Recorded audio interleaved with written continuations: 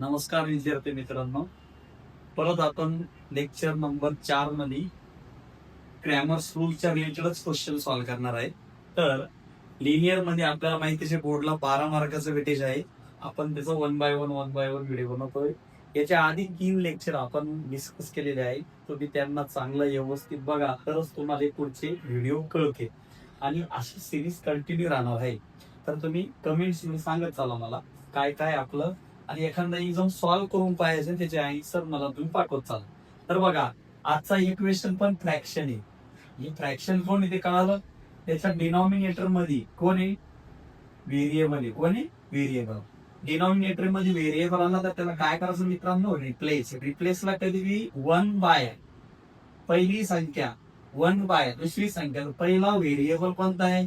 X. Equal त्याला काय म्हणायचं? दुसरा वन कंटिन्यू राहणार, वन चेंज होणार नाही. दुसरा व्हेरिएबल कोणता आहे? Y. One by y equal काय नाही? मग हा एक्स आहे, हा वाय आहे. रिप्लेस म्हणजे तो काढून टाकला तिथून, आपण रिप्लेस बदलला तर हा किती एम होईल? हा होईल 6 एम. त्यानंतर मायनस हा 2 एल होईल आणि हा -3. जसं की आपण मागं बघितलं. हा काय होईल? हा किती एम होणार आहे रे? 5 एम प्लस 2 एम -8. राहिला इक्वेशन झालं तयार तुमचं नॉर्मल. राहिला प्रश्न सॉल्वचा. अरे क्वेश्चन तुम्हाला सॉल्व्ह म्हणूनच येणार आहे भाऊ. तुम्ही त्याचा विचार करा ना. क्वेश्चन डोळ्यासमोर आला म्हणजे आपल्याला काय करते हे कळालं पाहिजे. याला म्हणते शिक्षण. नाही तर गडी प्रॅक्टिस शिकवला अख्खी पेपरला गेला, आला झिरो घेऊन तिकून पावडाला यायचं त्या टेबलवर. कसं शक्य ते? जमायचं नाही त्याला. तुम्हाला जमावं लागेल तर मेथडच शिकावं लागेल, नाही तर तशी मॅथ नाही शिकणार तुम्ही. आतापर्यंत काय नोटबुक लिहिल्या गिळीत पाहिजे राहिली. शेवटी शेवटी एवढा अभ्यास केला. पहिला कोण आहे? डी. डी मध्ये कोण नाही घेत रे? कॉन्स्टंट घ्यायचा नाही. 6 -2 6 -2 5 2. हा झाला डी. आता लगेच लगेच स्पीड झालं पाहिजे. अरे सर नाही लिहिलं मास्तर. आता काय करणार आहे? क्रॉस मल्टिप्लाय करणार आहे. काय येणार आहे? 6 × 2 -2 × 5. फक्त हे लिहि नाही, आपल्याला याच्यावर कोणीच गुणाकार करणार. इकडे जा. वेळ होईल का? कसा साईन चेंज होईल का? नाही, चेंज होणार नाही. चेंज होण्यासाठी एक अपोजिट लागतो, एक मायनसचा साईन लागतो. 5 चा 10 होईल. इथं मेन कशाचा आहे? मायनस. हा प्लस होईल का? यस. कारण काय? एक अपोजिट साईन आहे. किती इंग्रेज आहे सर? 22. हा झाला तुमचा डी. इकडे लिहितो मी. जरा मध्य प्रदेश, उत्तर प्रदेश इकडे तिकडे जाऊ. तर महाराष्ट्राची माती एवढी चांगली असल्यामुळे आपल्याला आहाच काम नाही कुठं. फक्त संघर्ष येऊ द्या.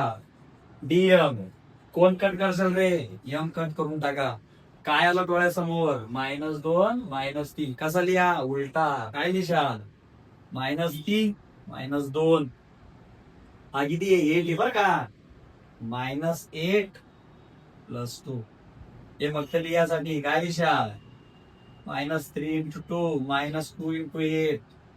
लिहि नाही आपल्याला. पहिला गुणाकार आणा. किती होईल? 6 6. दुसरा गुणाकार 16 लिहू का?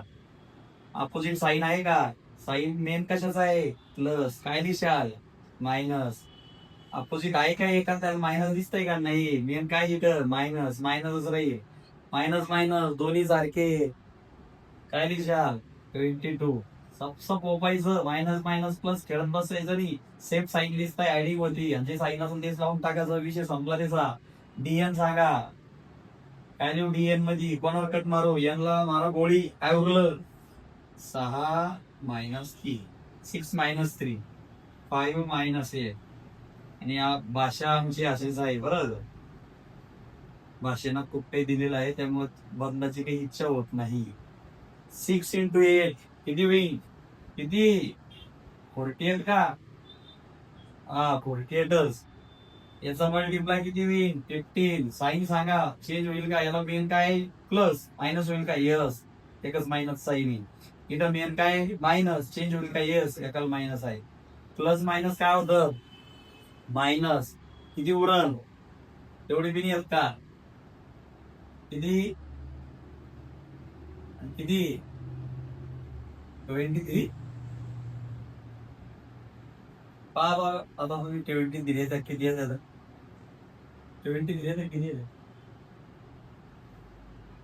8 8 5 3 नाही हा कॅरी नाही येणार ना 33 मायनस डीएम डी झाला डीएम झाला हे असं होतं बघा M equal DM by D सांगा डीएम किती आहे डीएम आहे -22 डी किती आहे 22 सारखेच आहे 1 चा भाग बसल एन सांगा डीएम बाय डी डीएम ची व्हॅल्यू -23 डी ची व्हॅल्यू 2 कुठं दिसले की याच्या आधी नंबर दिसले का 11 च्या टेबल मध्ये 3/2 हा झाला एम हा झाला एन पण आपल्या गणितात कोण येले एक्स आणि वाय इथं थांबून चालायचं नाही चालावं लागेल पुढं पुढं एम किती आहे -1 म्हणजेच एक्स आला तुमचा -1 सगळे 1 1 झाले रे एन 1/y एन किती आहे -3/2 कारण त्याला रेसिप्रोकल म्हणजे इनवर्स काढा इनवर्स म्हणजे चप्पल काढायची तोंडात मारायची मारा लवकर 2/3 म्हणजेच मायनस झालं तुमचं सॉल्युशन हे फ्रॅक्शन इक्वेशन पण इटलोकच फ्रॅक्शन आहे पुढे काय वापरलं रे क्रॅमर्स आणि क्रॅमर्स कवापासून शिकवला तू चौथं लेक्चर आहे आजचं 40 मिनिटात तो काय तुझ्या कळल्याने म्हणजे मेंदू पण आहे का काय आणि जर आताच्या एवढ्या गोष्टी मेंदू पण व्हायचं पुढे काय करायचं तू डी डीएम डीएल याच्यात शंका नसावी चांगली प्रॅक्टिस करा व्यवस्थित व्हिडिओ बघा आलेल्या अडचणी मला सांगा 40 मिनिटात जर का तुमचं 5 मार्काचं ती कन्सेप्ट क्लिअर झाले असतं तर चांगलंच ना 40 मिनिटं म्हणजे देणं काही अवघड नाही ना रोज 15-20 मिनिटं तुम्हाला द्यायची आहे बाकी तुमची इच्छा झाली पण असं वाटतं की काहीतरी आपल्याकडे आहे साठा